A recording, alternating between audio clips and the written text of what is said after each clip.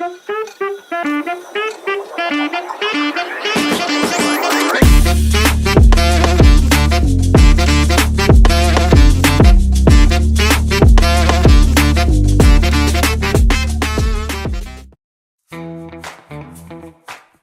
guys, this is Vishal here and welcome back to my channel. So this is my Himalayan and a lot of people have been asking what all I have put on my bike. So this video I'm going to take you all the things which I put on my bike. So let us start from the front. This is the Pro Spec Easy Ride. So basically what happens is this is this shot, so when the wind hits you when you're riding, it directly comes on the helmet. This helps it to deflect the wind a little more higher than your helmet.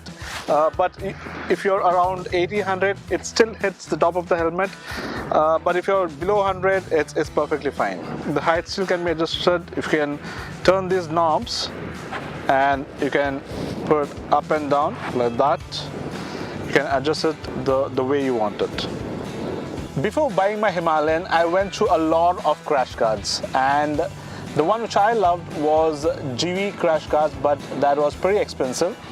But then I came across Auto Engineer, and look-wise, it looks stunning, and even in build and quality-wise, it is really good. And this makes the bike looks really nice and rugged. So next, the radiator guard.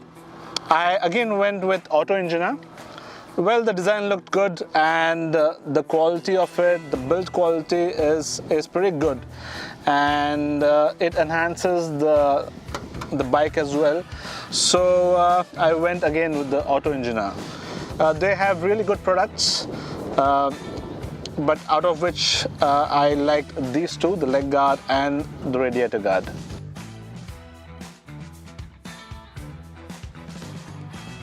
To protect the master cylinder, I went with Legendary from Bandido's Pit Stop. I had one more option, but their design looked a little better. The build quality again is pretty good, and if you see, most of my accessories are in black. I wanted to make the bike very stealthy.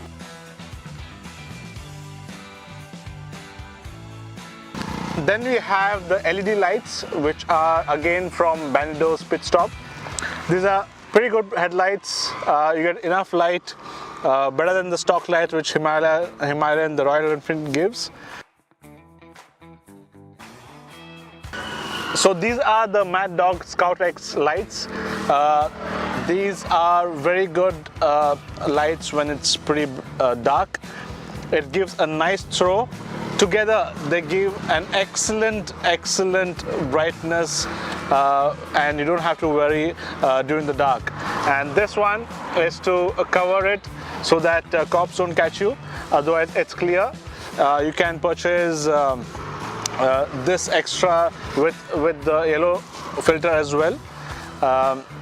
That comes separately, and this with the harness costs you around 10 grand. During off-roading, in case you fall down, the first thing which will impact is the brake lever.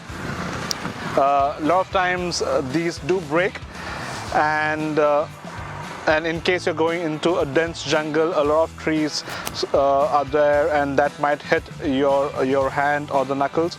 So hence the knuckle guards. These are Bark Busters knuckle guards.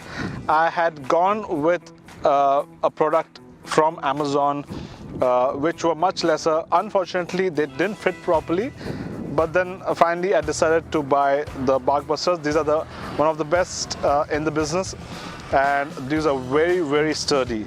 These are made of aluminum, and the plastic, you can buy the aluminum separately and these separately, but I went for the combination, and these are really good. It again enhances the bike as well.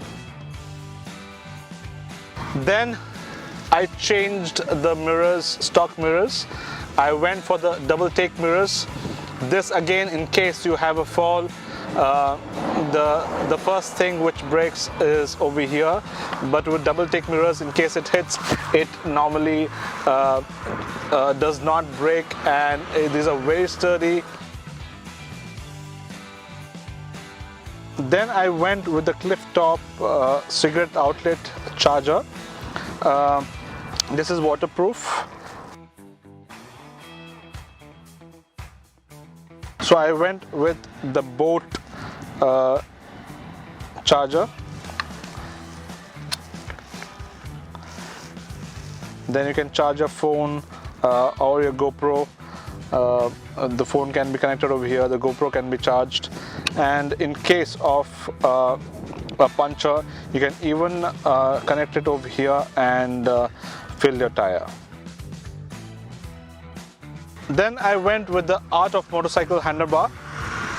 The stock handlebar, I saw a lot of YouTube videos where they said it was very flimsy. Even a little bit it has fallen down and it has bent. So before I do that, I thought, let me change it off, and I went with Art of Motorcycles handlebar, which has a very good review. The look is good, the build quality is good, and it gives you a rise, and the body posture which you sit on it is pretty better than the stock handlebar. So I went with legendary Saddlestay from Banido's Pit Stop. I like this one rather than the stock from Royal Enfield, because here it's too empty, and I don't plan to put a Saddlestay because I have a claw bag from Radiator, and that serves my purpose. So if you're going for a long trip, you constantly use the clutch, and then if you're constantly using it, then you have a stress on your hand. So I went with the Pro Specs clutch, easy clutch, so which now I feel that it's less than 50% of pressure which I apply to change the gear. So you can even do it with one finger, even my pinky finger. So it's much easier than the stock one. And if you're going for a long trip, then you definitely require one top box, and I went with JB Racing from Banido's Pit Stop. This is a mixture of aluminum and hard plastic. Look wise, it looks really stunning. I recommended it to a couple of people, and they have bought it as well. So you get with the plate, and this locks on to the plate below. Then once you open it, you have this nice cross stitching with a leather finish. Very nice. It has ample space.